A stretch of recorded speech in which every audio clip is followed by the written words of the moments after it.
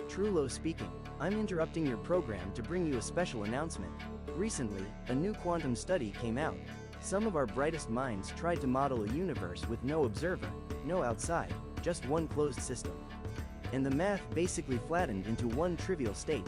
No real complexity, no real story.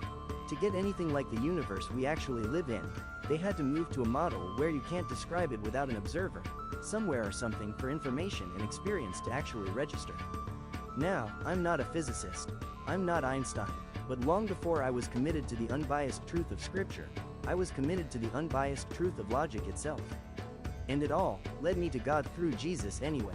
Over the last year or more, I've had conversations with all kinds of people about math, science, history, and no matter what logical framework is used, they all inherently assume order and intent for anything to actually be realized.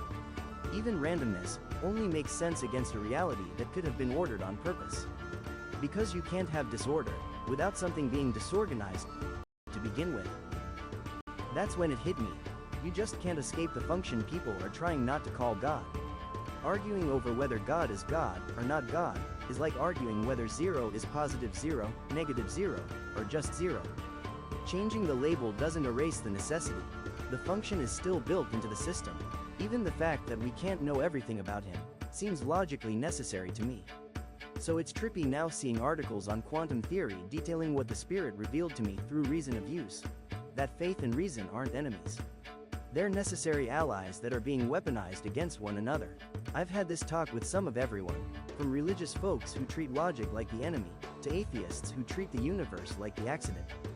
So we're going to slow all of this down and walk through it properly, the math, physics, language, and scripture, in a later new series. Because in the same way God raised Jesus from the dead through the Spirit of truth, logic raises all truth from error through order. But don't take my word, stick around and see the reproof yourself. This is Trulo. This is Thinking Blind. See you soon.